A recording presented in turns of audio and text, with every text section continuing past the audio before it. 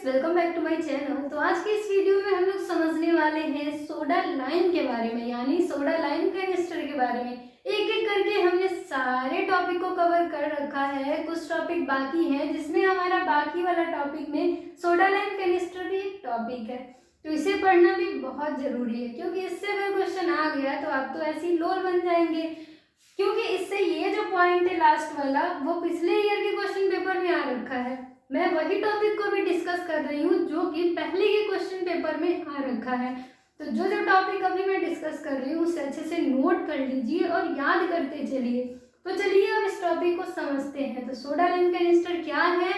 तो आपने anaesthesia machine के नीचे में एक डब्बा देखा होगा।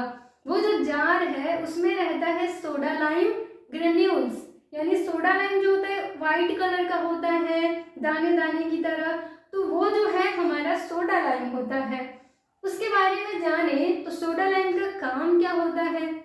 कुछ ना कुछ तो काम है, तभी तो इतने बड़े इतने महंगे मशीन में ये है, क्योंकि बिना कीमत के बिना किसी इंपॉर्टेंस के कौन किसको पूछता है। वैसे ही इतनी बड़ी मशीन में, इतनी एडवांस टेक्नोलॉजी की मशीन में इसका यूज क्यों हो रहा है? मेनली इसका इस्तेमाल इसलिए करते हैं क्योंकि हम सांस ले रहे हैं। सांस लेके तो शांति से सो नहीं जाएंगे, सांस छोड़ेंगे भी तो हम लोग छोड़ते हैं क्या? तो कार्बन डाइऑक्साइड यानी CO2 छोड़ेंगे और दोबारा उसको हम सांस लेंगे, क्या होगा? आपने कभी इमेजिन किया है कि अगर आप कार्बन डाइऑक्साइड लेते जा रहे हैं तो क्या होगा? हमारी जान जाएगी, हाँ या ना? तो जा सकती है बिल्कुल, क्योंकि आपके लिए तो ऑक्सीजन जरूरी है। आप ऑक्सीजन ना लेके कार्बन डाइऑक्साइड लेने लग रहे हैं और सोच रहे हैं कि हम तो और ज़्यादा जिएंगे। तो जब आप CO2 ज़्यादा लेंगे तो CO2 पॉइजनिंग हो सकती है, शरीर में रिटेंशन हो सकता है CO2 का, इससे जान भी जा सकती है। ठीक है, तो मेनली सोडा लाइम का काम क्या है? तो CO2 को एब्जॉर्ब करना। CO2 को ये ले लेगा तो दोबारा आपके पास CO2 नहीं आएगा, क्योंकि पहले ही इसने उसको कब्जा कर लिया, पहले ही CO2 अपने पास रख लिया, तो इसने CO2 को एब्जॉर्ब किया। अब है कि reaction between CO2 and soda lime is exothermic. ये क्वेश्चन भी आता है कि CO2 और जो सोडा लाइम है उन दोनों को मिलने के बाद जो रिएक्शन होता है वो एंडोथर्मिक होता है कि एक्सोथर्मिक? तो एक्सोथर्मिक होगा। तो इसको भी आप याद रखिए, EXOTHERMIC जो ये प्रोसेस होगा वो एक्सोथर्मिक प्रोसेस होगा। ये भी याद कर लीजिए, काम याद कर लीजिए कि कार्बन डाइऑक्साइड को एब्जॉर्ब करता है, अवशोषित करेगा, ले लेगा। अब है कि इसका जो कंपोजिशन है, कंपोजिशन से भी एक मार्क्स क्वेश्चन बनता है, किस किस से आखिर ये मिलकर बना है। पहला है कैल्शियम हाइड्रोक्साइड। तो यहाँ पे जो कैल्शियम हाइड्रोक्साइड है 94% है। कैल्शियम हाइड्रोक्साइड कितना है? तो 94% है। अब यहाँ पे NaOH है। सोडियम हाइड्रोक्साइड कितना है? तो 5% है। कितना हो गया? 99% हो गया। और जो बचा 1% वो है KOH यानी पोटेशियम हाइड्रोक्साइड।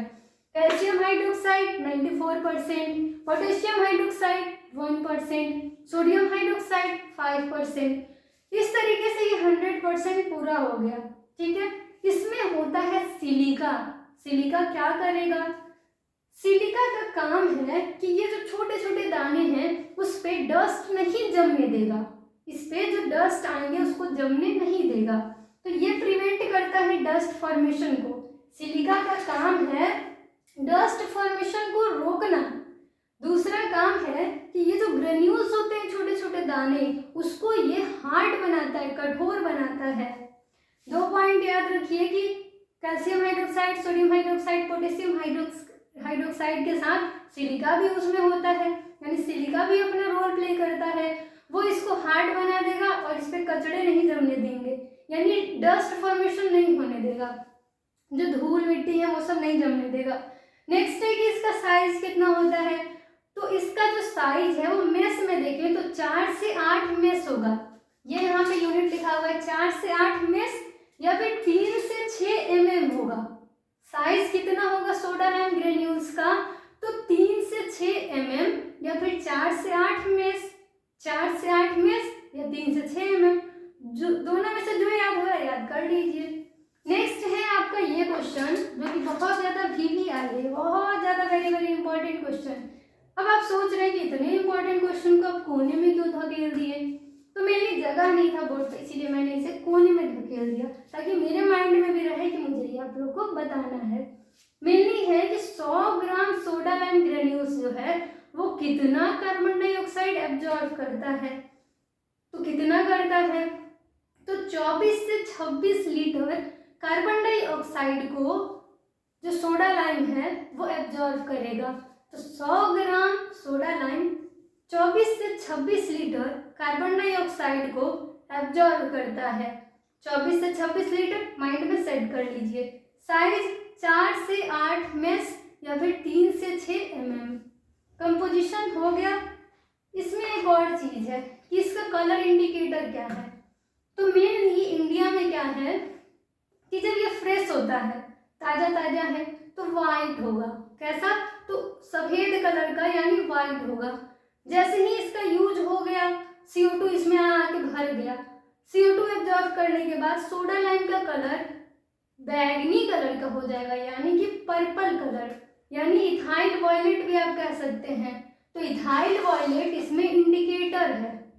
ये हो गया कि फ्रेश होगा तो वाइट होगा, यूज होने बाद ये वॉयलेट कलर का हो जाएगा।